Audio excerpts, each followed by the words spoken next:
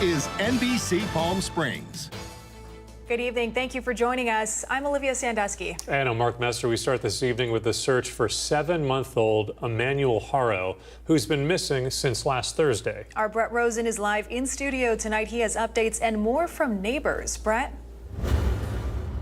Olivia, the woman you are seeing behind me is Rebecca Haro, mother of 7-month-old Emmanuel. And according to authorities, Rebecca claims while changing his diaper, she was assaulted, rendering her unconscious. And after waking up, Emmanuel went missing. All this happening outside of Big 5 Sporting Goods in Yucaipa. Now, days later, the story has gone viral online with the details of what happened to Emmanuel becoming less clear. Yeah, I've been following the social media posts and seeing everybody's opinions. And that's Franco, longtime neighbor of Rebecca and Jake Haro, parents of missing 7-month-old Emmanuel. Franco says a story like this haunts him because he, too, is a father of a baby boy himself. This is heartbreaking. You know, I have a son of my own, and like if someone abducted my son, I would do anything and everything possible to find him. After Emmanuel was reportedly abducted, both Rebecca and Jake Haro spoke out, pleading for the safe return of their baby boy. I'm begging you, please, if anything, if you know anything, please, I'm just begging you, bring him back. Forgive you. We won't bother you. We just want our baby boy. But after interviews with investigators, according to the San Bernardino Sheriff's Department, there were inconsistencies with Rebecca's story. And when confronted with those inconsistencies, Rebecca declined further questioning. Now investigators have conducted searches in both Yucaipa and Cabazon, serving several search warrants at the Haro home. Also coming to light, information that Jake Haro has a felony charge of willful child cruelty dating back to 2018. All of this leaving the community to wonder what really happened to baby Emmanuel, like Christina Topper, who once worked with Jake Haro. From his past record, I think they did something. I mean, I'm a mom too, and there was no tears. Like, I wouldn't even be able to do an interview if somebody just took my baby, you know? They even have to get a warrant just to search further into the property. I mean, that to me is kind of a red flag. I mean, if it was me, it's like, get whatever it is you need so that you can go find my son. As of now, this is still an ongoing investigation. According to San Bernardino Sheriff's Department, they have not ruled out foul play in the disappearance of Emmanuel. And if you have any additional information, you can contact the number right there that's on your screen. Live in studio, I'm Brett Rosen, NBC Palm Springs. Brett, thank you. The Palm Springs Police Department says new safety reforms are in place after a review of the motorcycle crash at the Festival of Lights parade.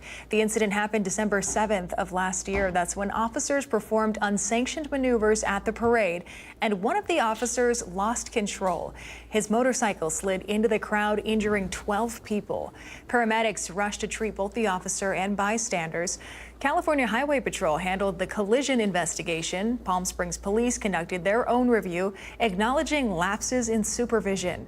In response, the department says they're tightening safety protocols, including a citywide ban on risky officer maneuvers, speed limits under 15 miles per hour during parades, and the hiring of a full-time special events supervisor.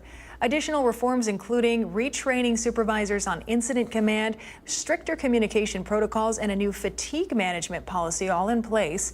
City Manager Scott Stiles says the changes are about rebuilding public trust. And today, Police Chief Andy Mills adding the department is committed to accountability in preventing anything like this from happening again. CAL FIRE spreading awareness as today is National Forest Fire Prevention Day. The agency reminding residents that wildfires can spread quickly. So some key reminders tonight from them. No more than 2 ways to evacuate if your neighborhood is under orders in the case of a wildfire. Always plan for pets and assisting young children, elderly family members, and anyone who may need extra help. 95% of vegetation fires or wildfires are caused by human cause, whether that's accidental or intentional. The other 5% is caused by nature, such as lightning strikes and things like that. And the weather is red flag or things of that nature. The best thing that you can do is to avoid dangerous activities, like having uncovered barbecues, cutting dry grass, dragging chains when you're towing. It only takes one spark to start a fire. You can sign up for emergency alerts from CAL FIRE. Like the information, we've posted it on our website, NBCPalmSprings.com. Palm Springs International Airport is adding a nonstop flight to Charlotte, North Carolina through American Airlines. The announcement comes on the heels of the airport announcing nonstop transportation to Newark and Austin in season as well. The service begins December 20th. It runs every Saturday through April 18th of 2026. If you'd like to book a ticket in advance, they're on sale right now at the American Airlines website. So get your trips planned. Live look from our Agua Caliente casino camera there, downtown Palm Springs. Always fun. I feel like every year there's a handful of new flights and nonstop services through PSP. Yes. It's a great time to travel in and out that time of year. Yeah, and I feel like it's just been like the last few years. It's like more and more and more. And if you want to go to Charlotte, you know, we love it here. We don't want to leave the desert, but 86 degrees for the high tomorrow in Charlotte. Ooh. So I'm sold. Sold. Get a Panthers game in while you go.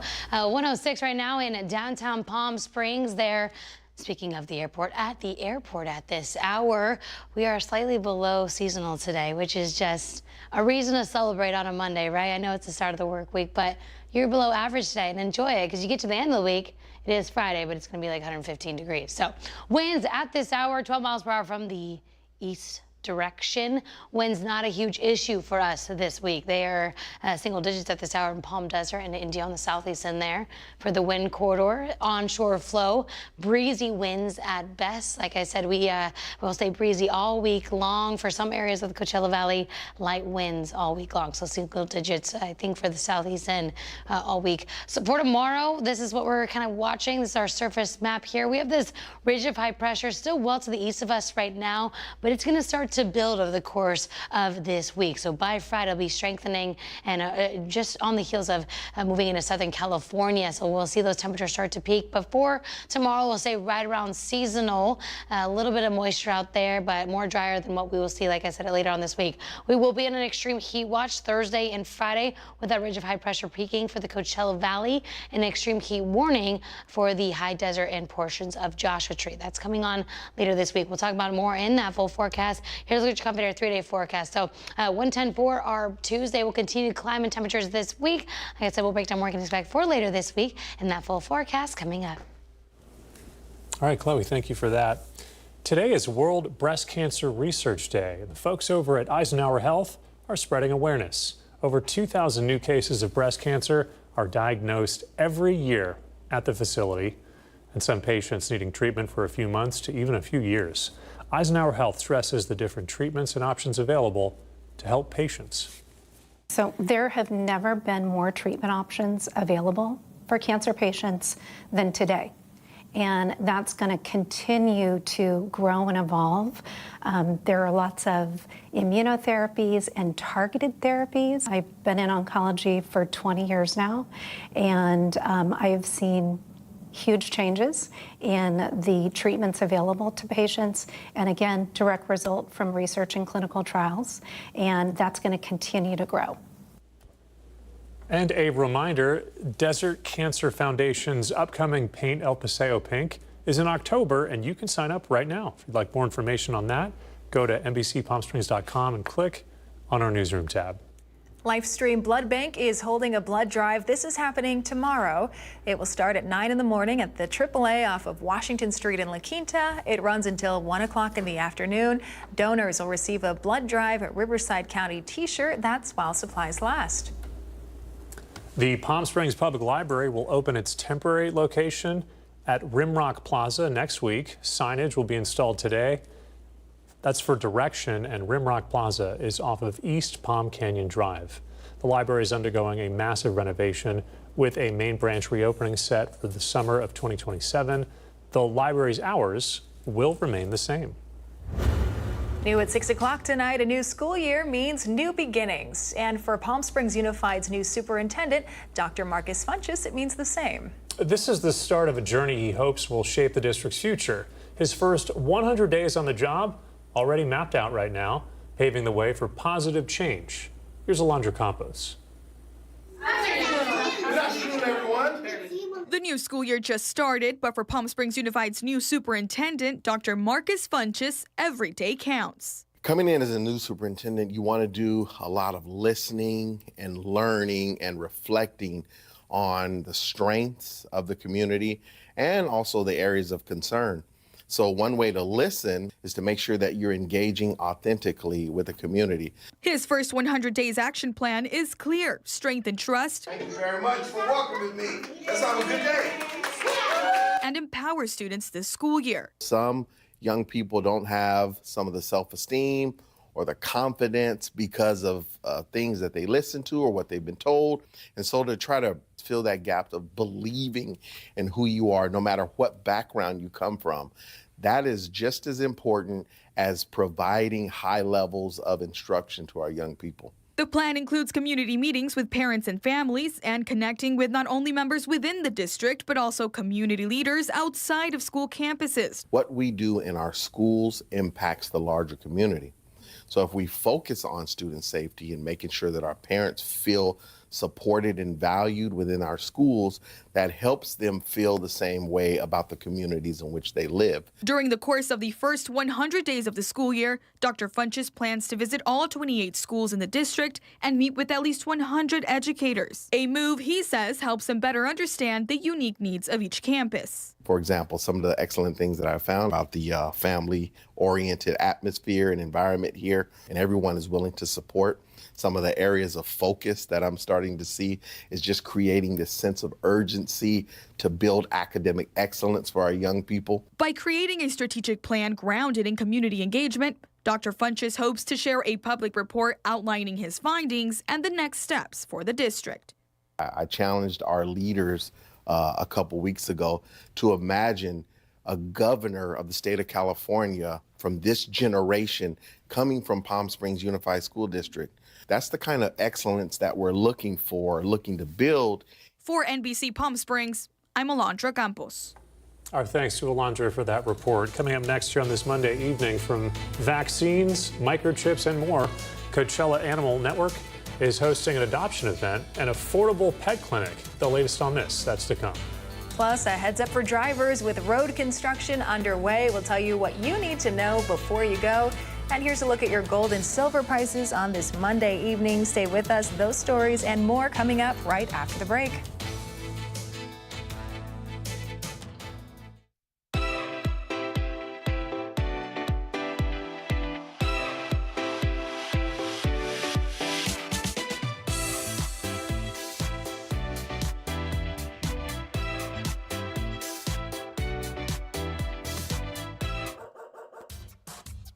They say dogs are a man's best friend, but at NBC Palm Springs, we're a dog's best choice for news. Apologies to our competitors, but even your dogs know who leads the pack in news.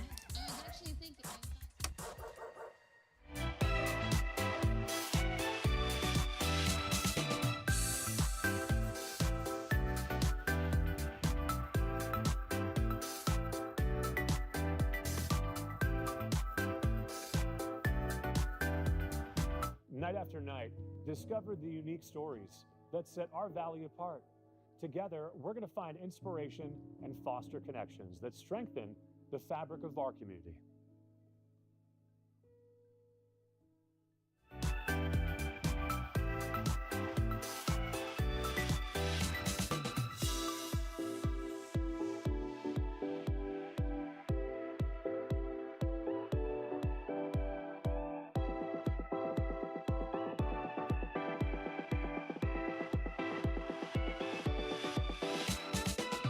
Babies are experts at paying attention to only what is genuinely fascinating.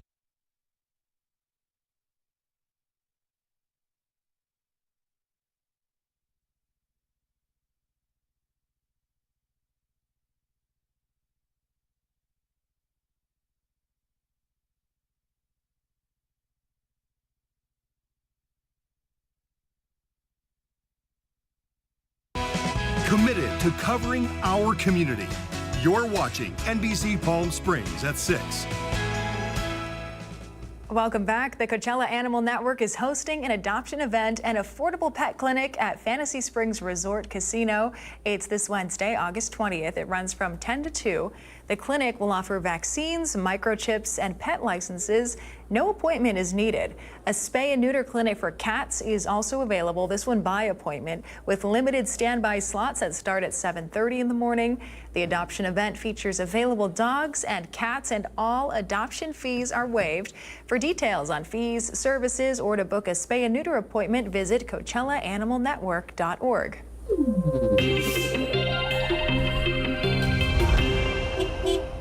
All right, starting tomorrow through Friday in central Indio, Miles Avenue to north of Sadie Avenue will be under construction.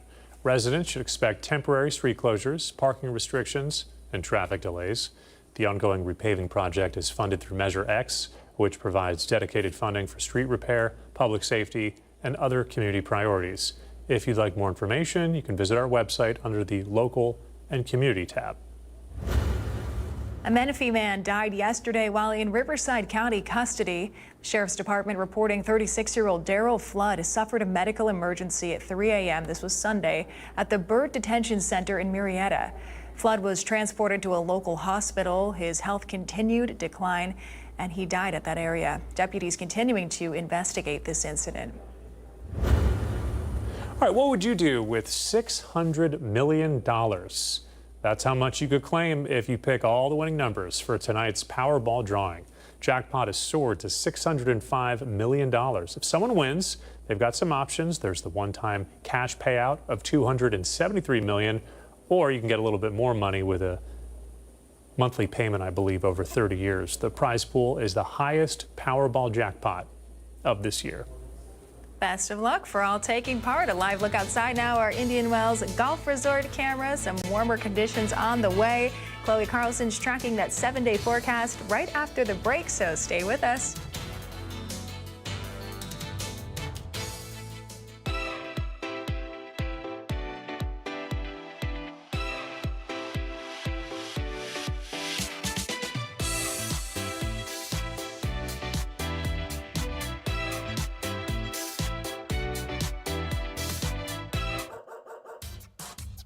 They say dogs are a man's best friend, but at NBC Palm Springs, we're a dog's best choice for news. Apologies to our competitors, but even your dogs know who leads the pack in news.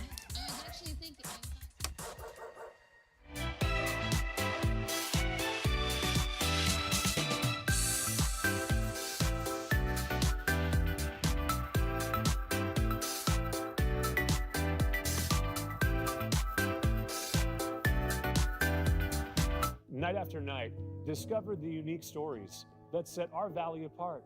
Together, we're going to find inspiration and foster connections that strengthen the fabric of our community.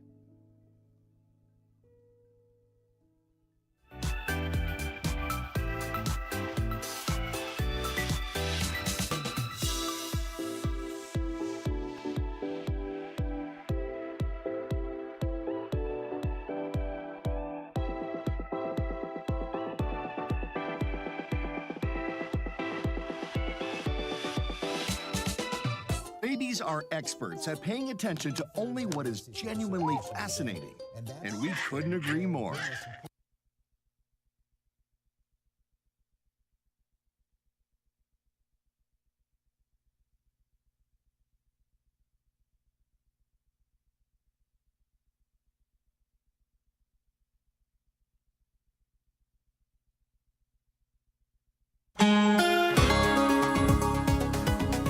Happy Monday, everyone. Welcome back. Right now, we're taking a live look at the Walter Clark Highway 11 cam in Rancho Mirage. Clear blue skies across the Coachella Valley today and across Southern California. Very light winds in Rancho Mirage. Beautiful day out there today. No complaints. 106 for the high today, so we were slightly below average. I definitely enjoyed it this weekend, letting it be a little bit cooler. And I mentioned this earlier, enjoy it while it lasts, because we are ramping up those temperatures as we get into later this week. 118 is that record-breaking number from 1946 there. At this hour, 105 on the southeast end in India, 104, 4,000 Palms, 91 up in the high desert. Overnight tonight, we will be low 80s, high 70s here on the desert floor. As far as future wind, not a huge concern for us this week, really hasn't been. They start to pick up in the afternoon, evening hours for the wind corridor there, the San Antonio Pass and Desert Hot Springs. This is a little bit dated there, but into Monday, it'll be more breezy for us today. Light winds on the southeast. And as far as relative humidity, it will start to rise as we get into later this week. Why? We have this ridge of high pressure center right now. It's a little bit disorganized. It's going to start to build and strengthen and organize over the course of this week. As it does so, it'll start to inch its way closer to Southern California. That's going to, ramp up those temperatures. So we're going to see those temperatures rise, but also usher in some monsoonal moisture. So as into later this week, actually, I feel like I haven't said this in a while, we are tracking a slight chance of rain for us here in Palm Springs. So that's on the way for Friday. Like I said, it'll mostly stay over our mountains, light rain for our Friday. Saturday, a little bit more, looking to cover portions of the Coachella Valley. So a little bit of rain, but still going to be hot up there for the weekend. Here's a look at your Comfort Air 7-day forecast. So temperatures continue to climb this week, peaking for our Thursday and Friday. We get back to seasonal conditions by Saturday.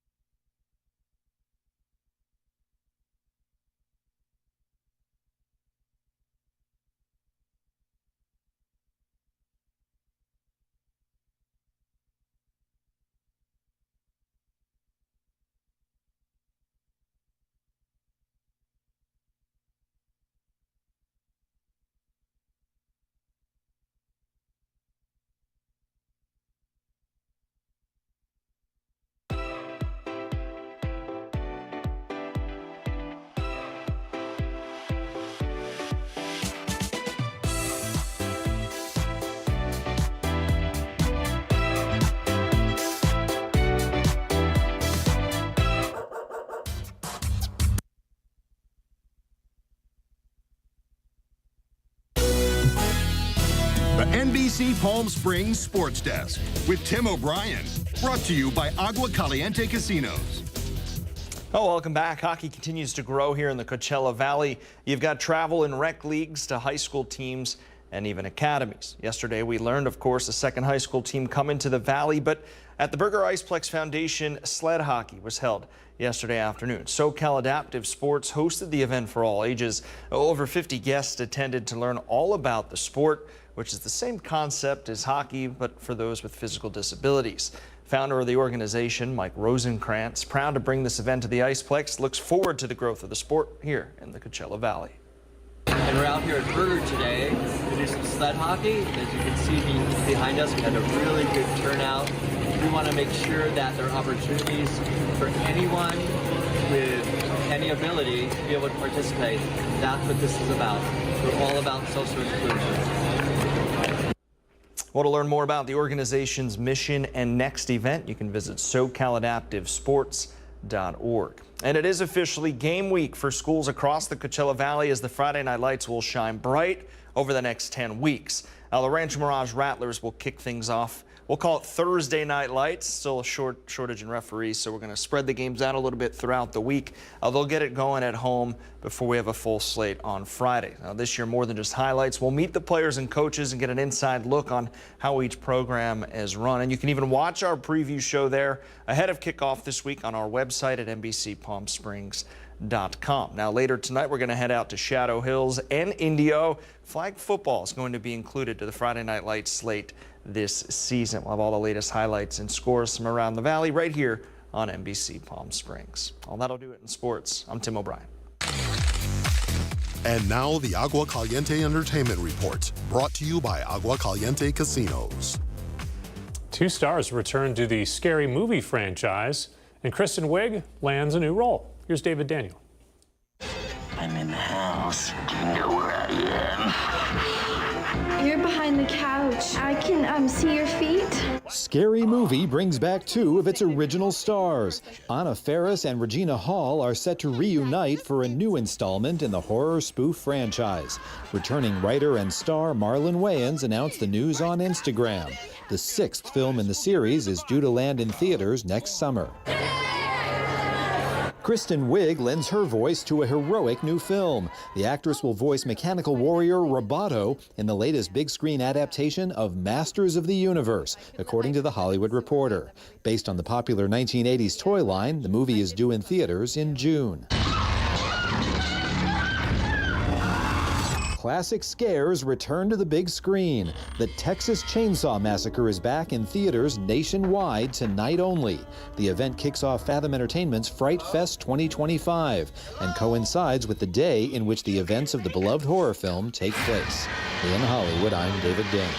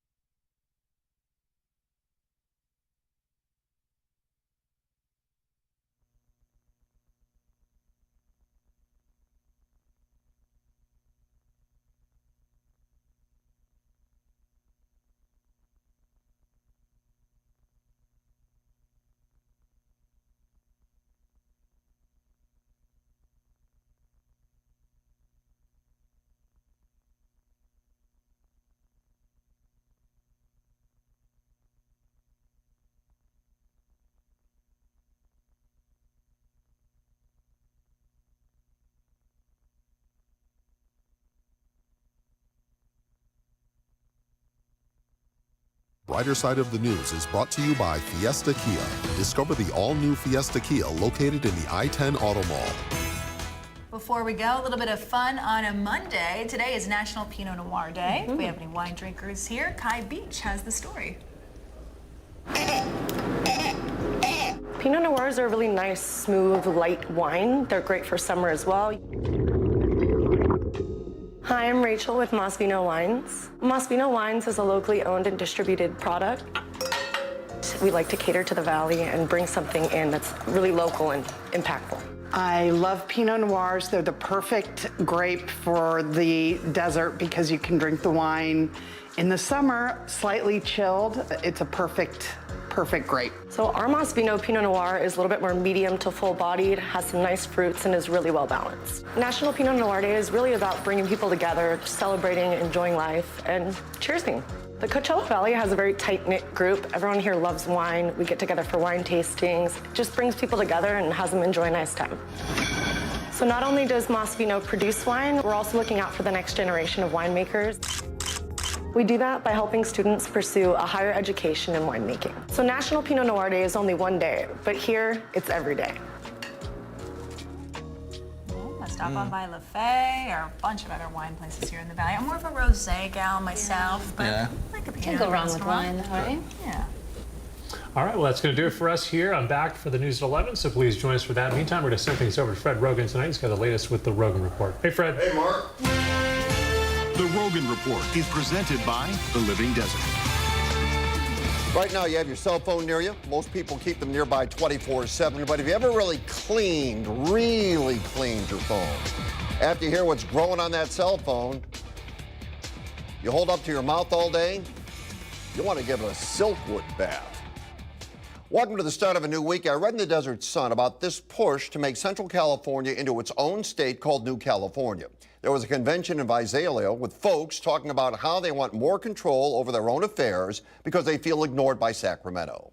Paul Preston, founder, president of the movement, and a talk show host on the One Radio Network, argues that California has become a tyranny governed by a one-party system that ignores constitutional principles. He claims the state's constitution is a corporate contract, not true constitutional document.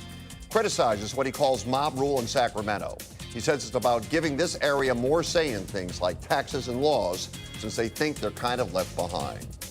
Contributors on the program tonight, Stephanie Green and Jim Walker. Jim, is forming a New California a smart move for inland communities feeling ignored, or just fantasy politics? Yeah, I don't think it's a good idea. You know, my very first TV market was Bakersfield, California, and it is, in fact, a different place. But, you know, you were mentioning that they say they don't have representation. They do. And even the Democrats that are from the Central Valley tend to be more moderate to conservative. They don't necessarily see the need for this. I think they have representation, and splitting the state would just be harmful. Stephanie, what do you think? I agree. I don't think it's a great idea, but I do agree with some of their premises. And I did go through their website pretty well. There is a lack of representation to a lot of the various communities in inland California when everything is being decided in San Francisco and LA, which bears little to no resemblance. So I understand their concerns and frustrations, but I would agree that's not the way to approach it. Rural versus urban divide in California. A failure of statewide representation, or politics as usual, Stephanie? It's a failure on all fronts in terms of politics as usual, because they're trying to treat other areas as if they're the same as being in downtown San Francisco or downtown LA. And that's just not the way this state works. It's a very broad, diverse state, and they don't approach it that way, I don't believe, with the politics. Jim? Yeah, I would agree with that. I mean, it is a huge state, and certainly urban areas like LA, like San Francisco, have very different interests from the Central Valley, where you have water and agriculture and oil and all of that. There are two very different interests, and I think we have to be careful that somehow all of that is represented. If a New California existed, could it realistically address issues like high taxes and overregulation better than the current state? You each get 15 seconds. Jim, you're first. Oh, you know, I think that would be a tough road to go down given the current politics. It'd be a long way getting there, but I think it's possible. Stephanie? I think it's possible, and a lot of the taxes they're collecting now are going only to urban areas, and the rural areas are being completely ignored. So I would give hope that that would work. Now, we've talked about the fact that there's a police shortage across the nation, and California's no exception. That much everybody can agree upon. How to solve the problem and what sort of education a police officer should have is another story. Should the standards for hiring police be, for a lack of a better word, lowered during a hiring crisis? This is what contributors Nick and Lenny thought. Let's start with you, Nick. You heard Chief Shaw. The shortage is very real. What do you think about hiring controversial applicants to fill police roles? I think it's going to create some pandemonium with the popo. I mean, obviously, if you're not getting the standard of officer that you expect, you might ruffle some feathers inside the other 5-0. Filling positions is one thing, but don't fill positions with someone who's got a blemished record.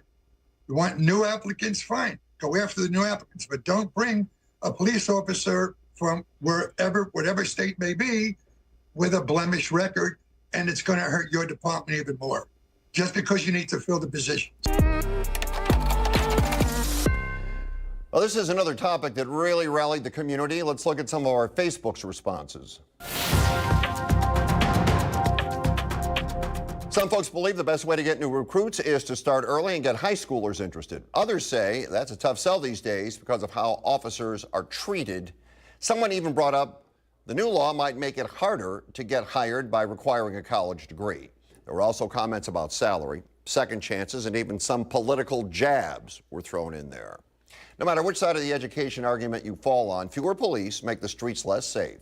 Hiring exceptional qualified candidates should be at the top of every police force's list. So there's this unexpected political wave happening, and it's called Crunchy Moms. Those are moms who swear by organic food, natural remedies, and skepticism of mainstream medical advice. They've rallied around JFK Jr., RFK Jr., I should say, because he echoes their concerns about chemicals, vaccines, and what they see as corporate overreach in health policy. These moms and even teen influencers called Crunchy Teens are lighting up social media, blending wellness tips with political messaging, and turning grocery aisles into ideological battlegrounds. Their support has made America healthy again. That's their slogan, raising questions about how personal choices become political statements. Stephanie, when health advice comes from social media and influencers, is that an empowerment or a recipe for misinformation? It's a little bit of both, but if you do your own homework, if some of it like captures your attention, like with me, it was the seed oils and all the stuff in the processed foods. I did a deeper dive and I talked to my doctors and I tried to find information out to see which really did make sense. And for me, it made sense to jump on that bandwagon. So I'd say a little bit of both. Jim? Yeah, she's right on that. I mean, about half of what you see online is real. The other half is garbage. But everyone online is trying to sell you something. If you think something might work for you, go for it. It doesn't have any harm to me. What bothers me is when people say, well, I saw it online, so it must be true. Not so much. Yeah, and that's what I was going to say. Does supporting healthier lifestyles justify aligning with fringe or scientifically disputed views just because they align with your views, Jim?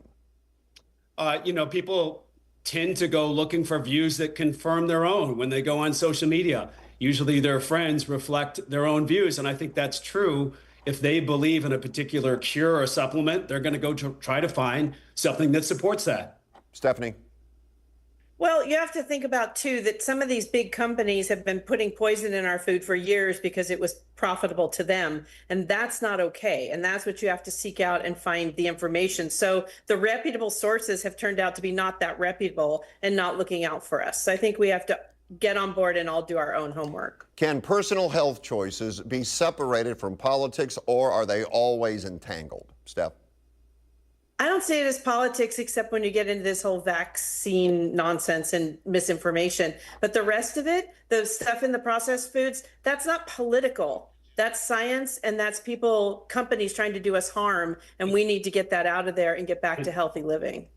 And I was going to say the mix of people who are now, promoting alternative cures or other types of things. Former House Speaker John Boehner is an investor in a weed company. I was reading in the New York Times the other day where former Texas Governor Rick Perry is promoting an LSD type product. I mean, the people who are promoting alternatives are not who you might think. They're not the hippies in Haight-Ashbury, right? All right, does your phone come with a hotspot? Whether you say yes or no, the answer is really yes. But that hotspot isn't the kind of thing you're thinking of. Turns out it's a germ hotspot. Your phone is crawling with germs, and cleaning it the wrong way can wreck your screen or waterproofing. We wash our hands, sanitize shopping carts, wipe down cafe tables.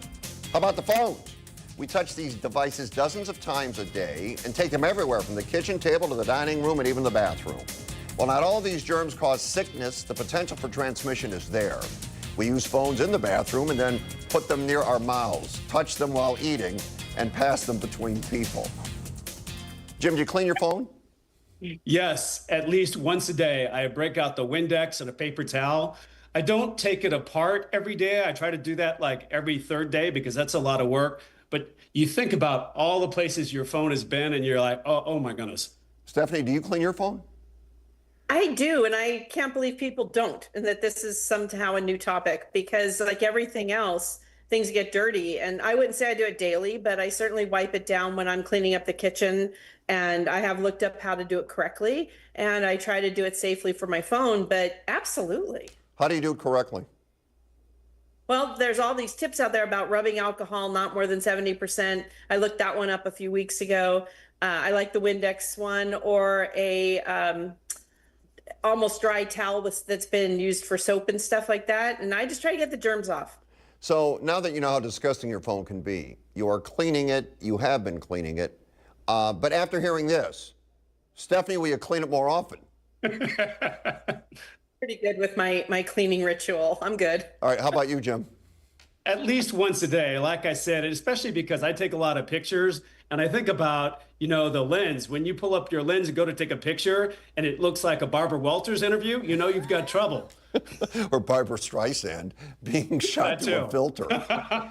Do you think manufacturers should build cleaner, friendlier devices into their phones, or is that overkill, Jim? I don't think that's possible. We take our phones so many places. You mentioned the restroom. There's no getting away from that. People are going to do that. And Stephanie, you don't think they should do anything differently? No, why is it always putting it back on them? We need to take responsibility for ourselves, and we can clean our phones like we clean our kitchens and we clean our bathrooms. I don't think someone has to come and do that for me. Okay, listen, having a disgusting germ-ridden phone is just no way to be a good neighbor.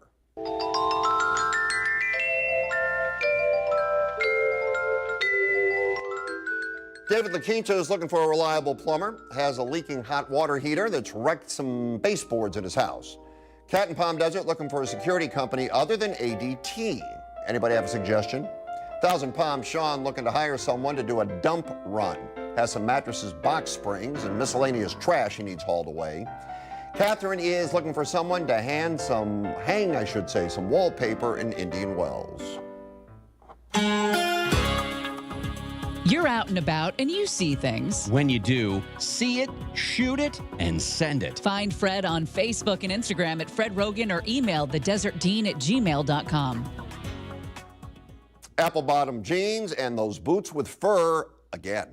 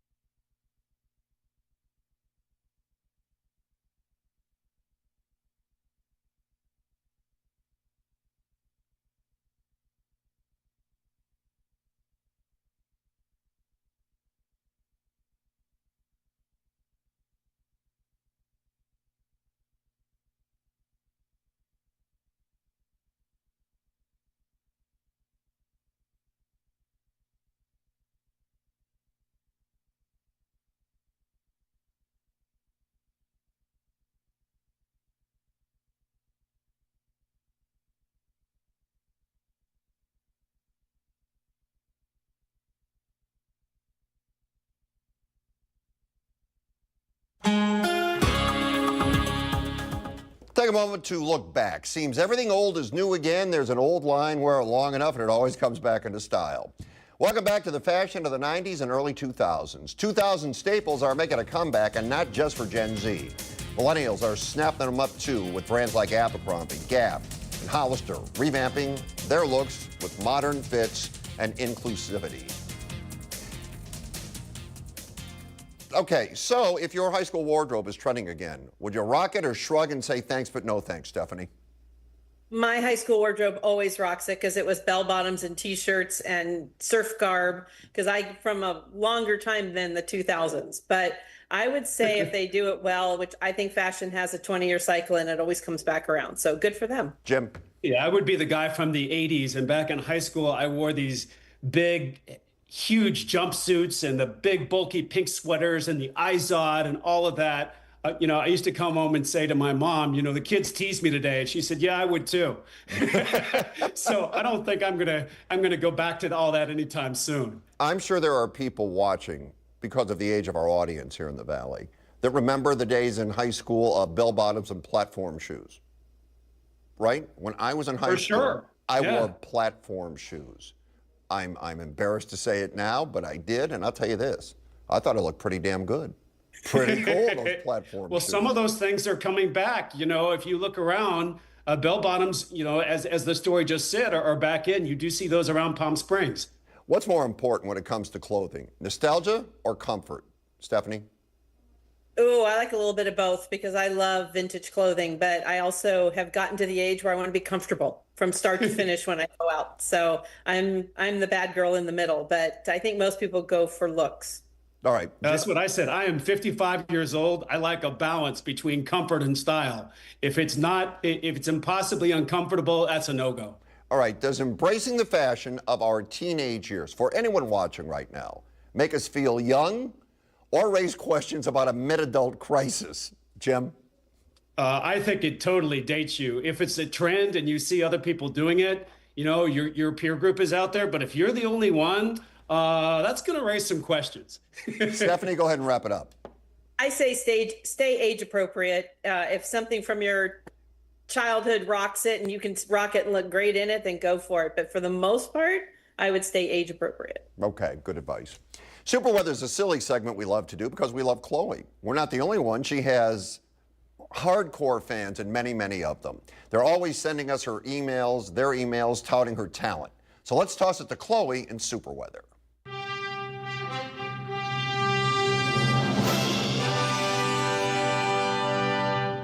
Well, Fred, I do have a lot of incredible viewers that write in, are very sweet. We did have someone write in today, but I was worried about me using my remote control as a security blanket.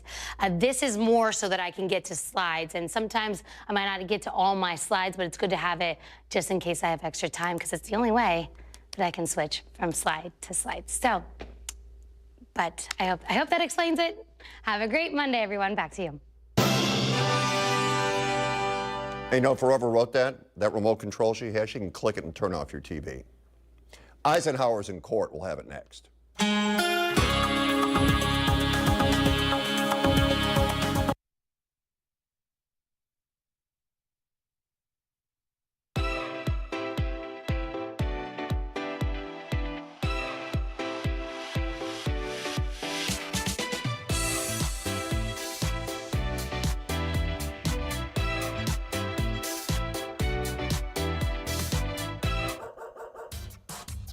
They say dogs are a man's best friend, but at NBC Palm Springs, we're a dog's best choice for news. Apologies to our competitors, but even your dogs know who leads the pack in news.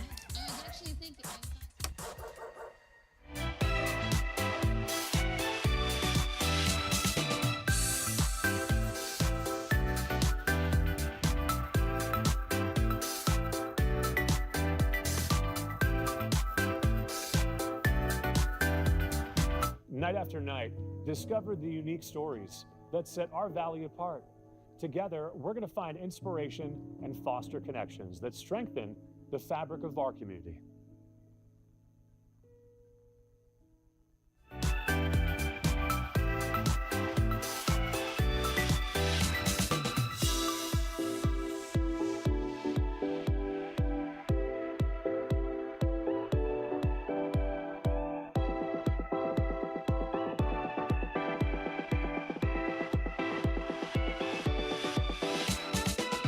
Babies are experts at paying attention to only what is genuinely fascinating, and we couldn't agree more.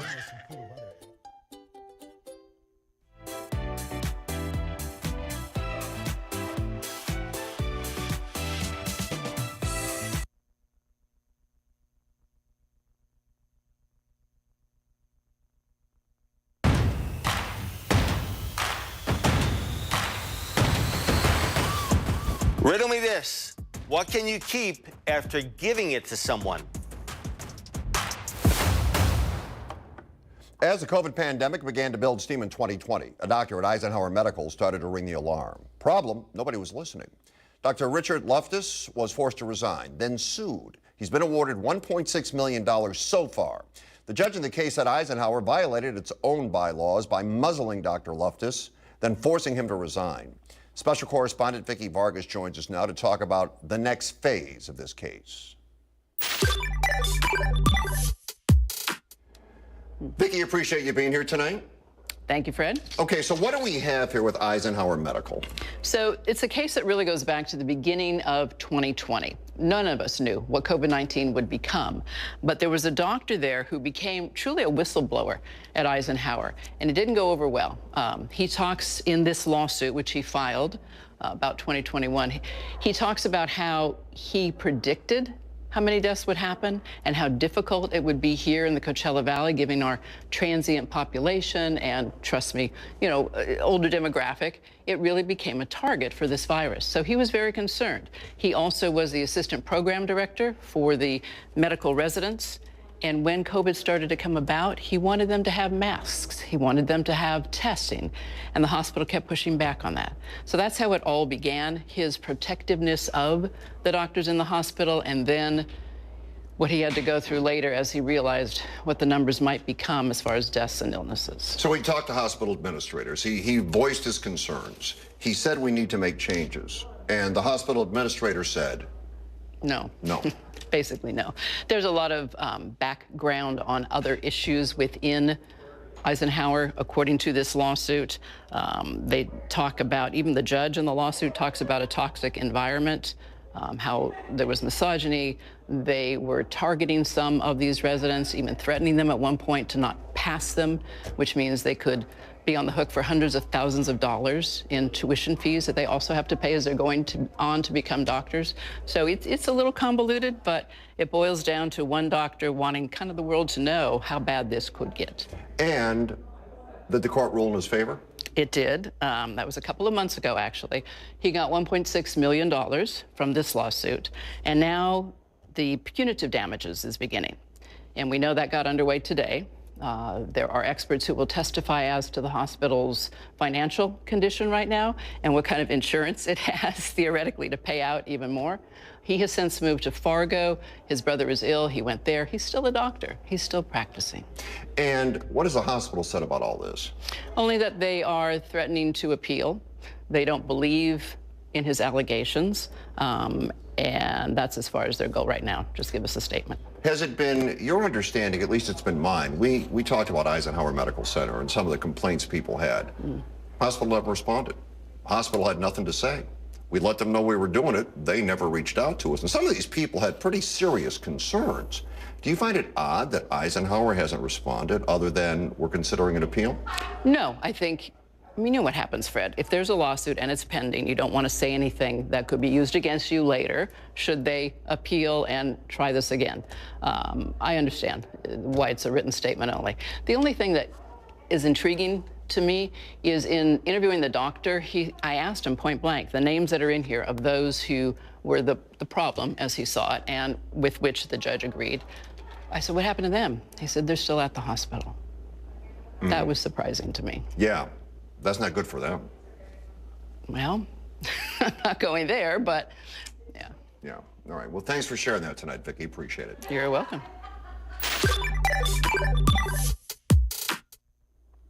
And your daily dose of cuteness when we return.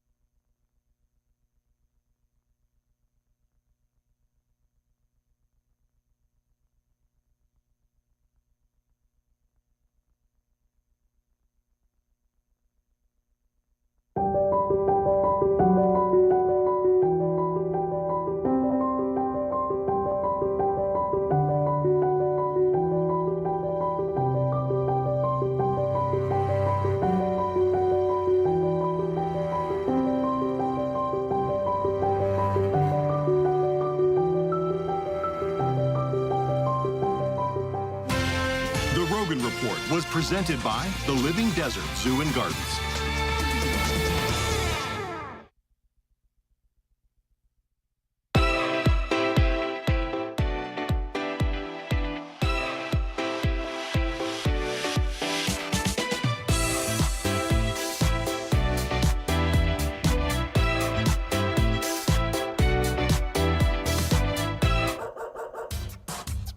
They say dogs are a man's best friend, but at NBC Palm Springs, we're a dog's best choice for news. Apologies to our competitors, but even your dogs know who leads the pack in news.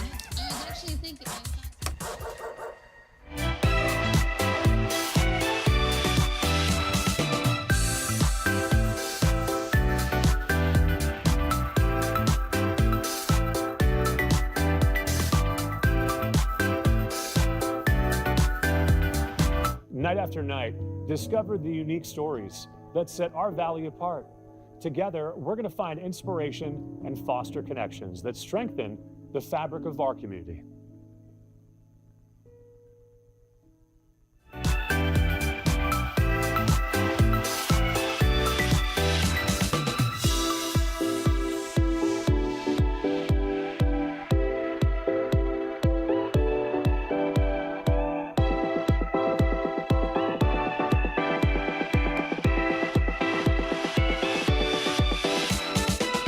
Babies are experts at paying attention to only what is genuinely fascinating, and we couldn't agree more.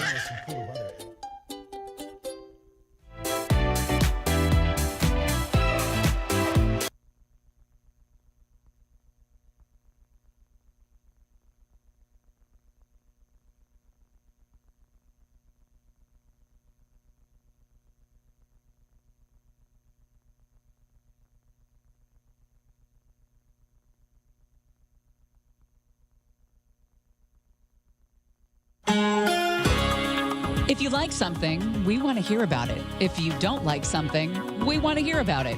Find Fred on Facebook, Instagram, and Twitter at Fred Rogan. You can also email thedesertdean@gmail.com. Dazzle us if you dare.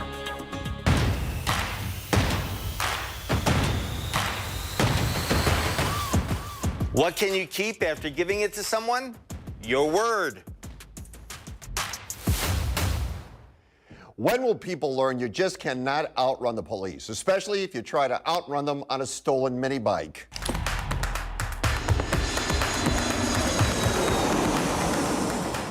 Gardena police spotted two guys riding mini bikes that clearly didn't belong on city streets. One of them decided to play fast and furious and tore under the 110, going the wrong way briefly, before CHP took over the chase. There you go. The madness ended when his little mini bike sputtered out of gas, and yes, he wasn't wearing a helmet, and the mini bike was stolen. The kid's planning on turning 19 soon. Congratulations. Maybe they'll throw him a party at county jail.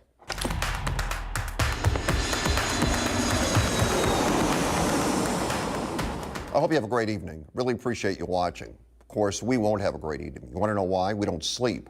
We go 24/7. NBC Palm Springs is always doing it for you. Go to the website. Hit the show page, the Rogan Report. Content from tonight will be up there, and content from our past shows as well. Appreciate you being here. Wheel of Fortune is next.